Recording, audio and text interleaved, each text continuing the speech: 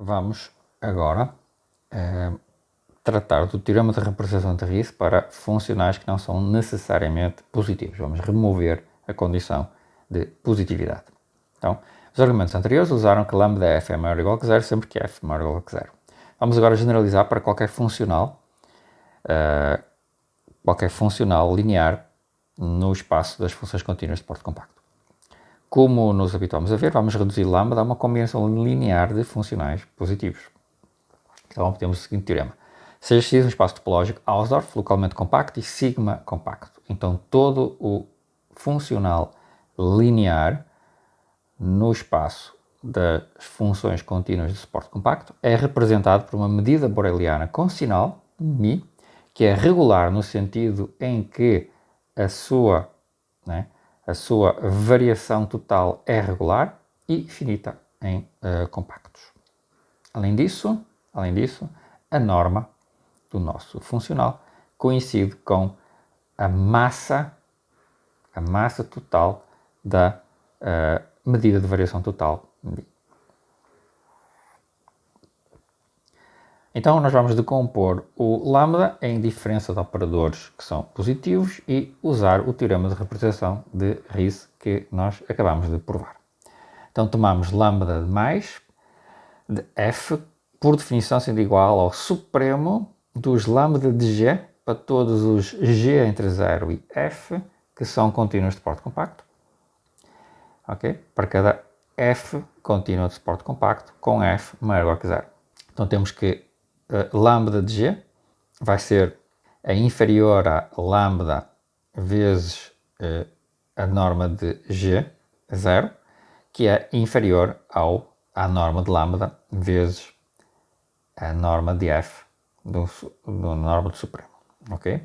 Então, o lambda de qualquer g, né, é inferior, né, a lambda vezes o sup do g0.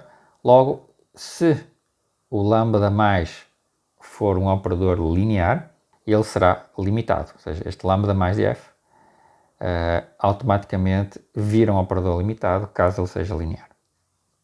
Okay? Mas, por definição, lambda mais de f é maior ou igual que o lambda de 0, que é 0, porque o lambda é um funcional linear. E o lambda mais é linear porque, se eu tomar f e g funções contínuas de suporte compacto não negativas e uma certa constante positiva, e escolhendo f1 entre 0 e f, g1 entre 0 e g de funções contínuas de suporte compacto, tais que o lambda mais de f é aproximado pelo lambda de f1 por cima, né? E o lambda mais de g também é aproximado pelo lambda de g1 por cima, com estas cotas.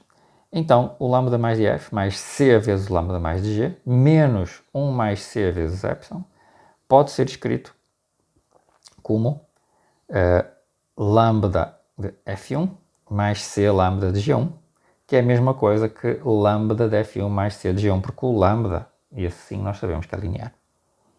Portanto, o lambda mais de f mais c lambda mais de g é inferior a lambda mais de f mais cg, né? Pois este f1 mais cg1 é uma função não negativa, por construção, que é inferior a f mais cg por construção também. Ok? Portanto, esta desigualdade, quando eu tomo o supremo, me dá esta desigualdade aqui. Por outro lado, se eu tomar um h entre 0 e f mais cg e lambda de h maior ou igual a lambda mais f mais cg menos epsilon, aproximo por baixo, então f1 dada pelo ínfimo entre h e f e g1 dada pelo ínfimo entre g e h menos f1 sobre c satisfazem que f1 está entre 0 e f, g1 está entre 0 e g, e também que h é igual a f1 mais cg1, né? O h igual a f1 mais cg1 é inferior a f mais cg. Isto não é complicado de ver, fica como um exercício. Segue a partir daqui que lambda mais de f mais cg menos epsilon é menor ou igual que lambda de f1 mais cg, que por linearidade é o lambda de f1 mais c lambda de g1, e assim o lambda mais de f mais cg é inferior ao lambda mais do f mais c vezes o lambda mais de g, porque eu tomei este F1 e este G1, né, nas condições de F1 está entre 0 e F e G1 está entre 0 e F. Basta tomar agora o supremo. Concluímos então que lambda mais é linear nas funções contínuas de porte compacto não negativas e com o coeficiente C positivo. Em geral, nós fazemos o seguinte. Eu defino lambda mais de f para uma função qualquer como sendo lambda mais de f mais menos lambda mais de f menos. Ou seja, eu escrevo f como f mais menos f menos. Então, para f e g não negativas e para um c positivo, nós obtemos que o lambda mais de f menos cg é igual ao lambda mais de f menos o lambda mais de cg, que é igual ao lambda mais de f menos c lambda mais de cg. Sempre que f e g sejam maiores ou iguais que zero. Por causa da definição anterior. Porque eu vou pegar a parte positiva e a parte negativa dessas funções. Isto mostra que lambda mais é um funcional linear positivo. Analogamente, se mostra que o operador lambda menos, definido como lambda mais menos o lambda, né, é um funcional linear positivo e, portanto, o lambda se escreve como lambda mais menos lambda menos, claro, por construção, é uma diferença de dois funcionais lineares positivos. Aplico agora o teorema de representação para o caso de funcionais positivos. Obtemos medidas positivas, mi, mais e menos, que representam lambda mais e menos, respectivamente, e, portanto, mi igual a mi mais menos mi menos é medida com sinal que representa o lambda. Além disso, a variação total, que é mi mais o mi menos, que é a variação total, representa lambda mais lambda menos. E, portanto, a medida de variação total é regular pelo caso positivo do teorema de representação. Porque lambda mais lambda menos é um operador linear contínuo positivo. Então, a variação total da mi, é uma medida que representa um funcional linear positivo, portanto, ela é regular. Se lambda for agora um operador nas funções contínuas de porte compacto com valores complexos, nós podemos decompor na parte real e imaginária dele, lambda 1 mais e lambda 2, e aplicar o argumento anterior a cada pedaço, a parte real e a parte imaginária, e obtém uma medida complexa que representa o lambda. Para a unicidade, bom, no caso real, se outras medidas, mi i mais ou menos, mi i menos, representam o mesmo funcional, lambda mais ou menos, lambda menos, para i1 ou 2, então as variações totais são iguais.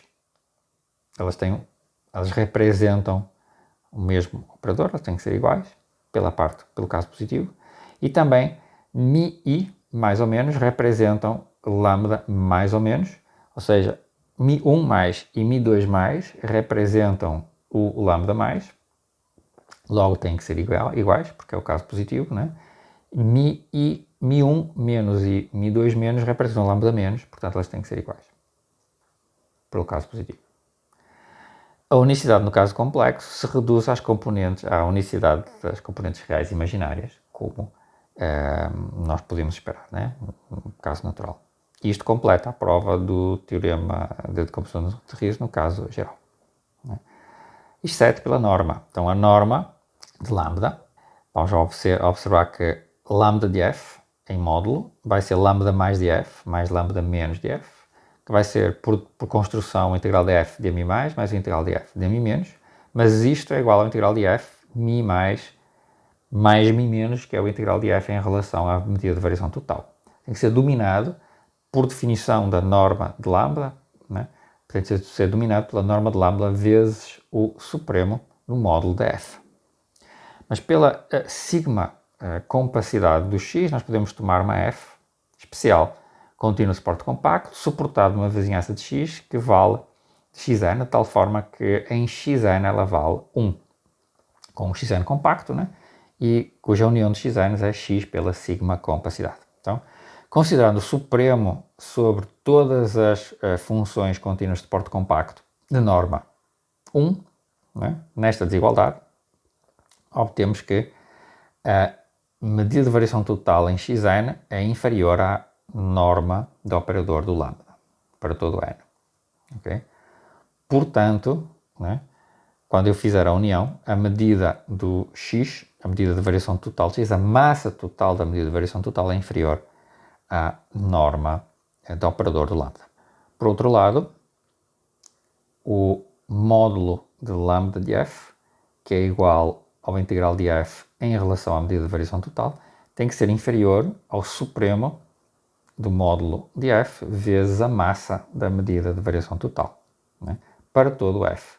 Então, tomando o supremo para todos os f de norma menor ou igual que 1, eu obtenho que a massa